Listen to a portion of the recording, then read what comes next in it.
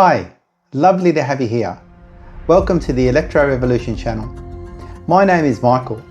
I'm a car and tech enthusiast.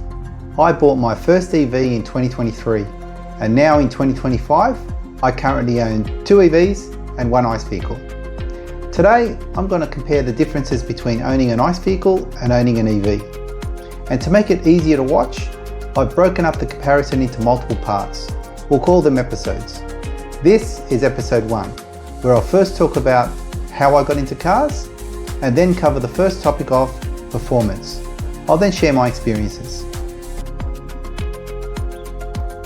This comparison is partly subjective because it's based on my personal experiences, but I'll also include objective facts wherever relevant.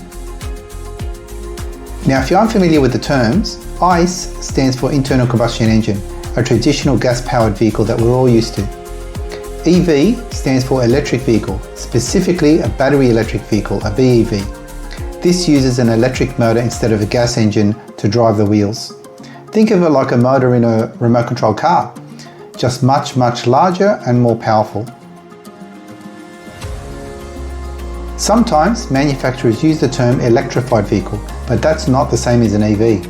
Electrified vehicles still have an internal combustion engine along with the battery system.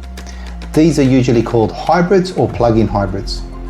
While they're still better than a full ICE vehicle, they still produce emissions, so they're not completely earth-friendly. When I say EV, I mean battery electric vehicle, one that runs only on electricity using one or more electric motors, and that depends if it's a front wheel, rear wheel or all-wheel drive.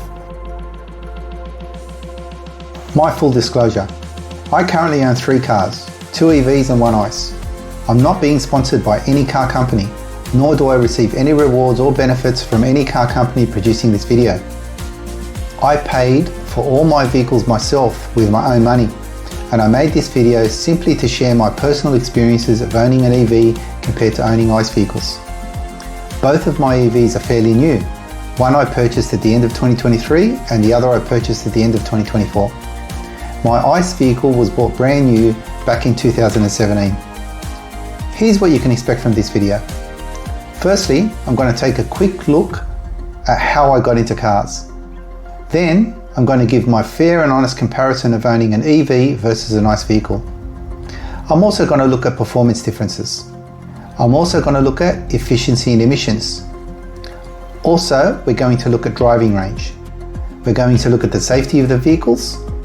We're going to look at the long-term maintenance costs, and we're going to look at the environmental impacts overall.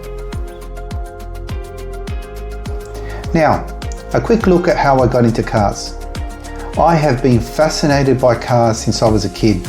I still remember being around 10 years old and helping my dad as he took apart the engine of his Ford Falcon. Its engine parts were laid out all throughout the kitchen. There were parts everywhere for weeks. And when he finally put it back together, there was always a few screws left over.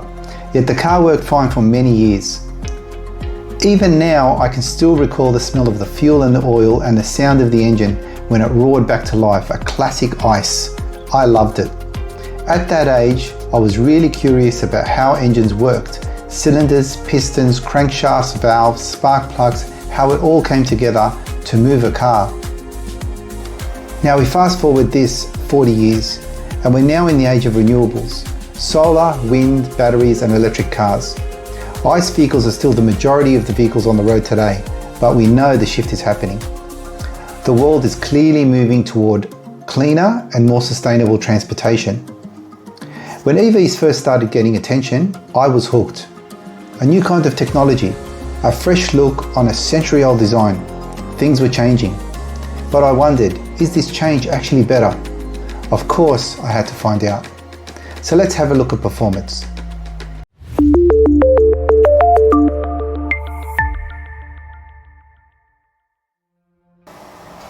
Performance differences. Comparing EVs and ICE cars, it's not exactly an apples to apples comparison. Why? It's because EVs are measured in kilowatts, a unit of electrical power, while ICE cars use horsepower, and this is a mechanical measure of power. So to fairly compare performance, we have to look at torque. What's torque? That's the force that gets a car moving from a standstill. So why is torque important? EVs deliver torque instantly. That means when you press the pedal, the car responds immediately with quick acceleration. In contrast, ICE cars have a slight delay. Why? That's because they've got many more moving parts. Many more parts between you putting your foot on the pedal and the wheels actually turning.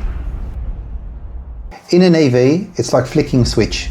Power goes straight to the wheels, so even at low speeds, EVs feel more responsive and powerful. That's why EVs are known for fast acceleration. Thanks to the instant torque, they can launch from 0 to full throttle smoothly and quickly, often outpacing traditional cars. If you're into drag racing speeds or love that quick launch feeling, EVs deliver that thrill very easily. However, ICE cars still have the edge on top speed.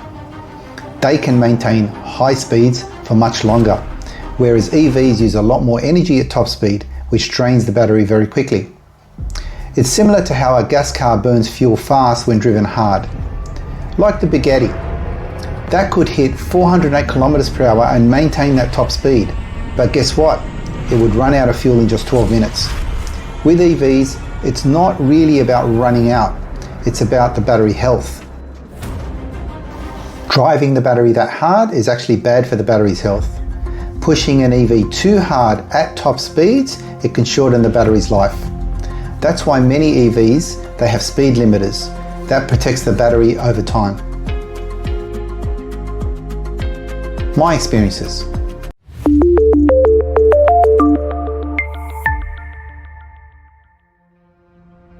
That's why when I'm stopped at a traffic light and I want to get ahead of the car next to me, if I'm in an EV and they're in a nice car, I'm pretty confident I'll get ahead. Once the light turns green, thanks to the EV's instant torque and quick acceleration. Performance is usually better in an EV, which is why I prefer driving one of my EVs, especially around the city, over my ICE car.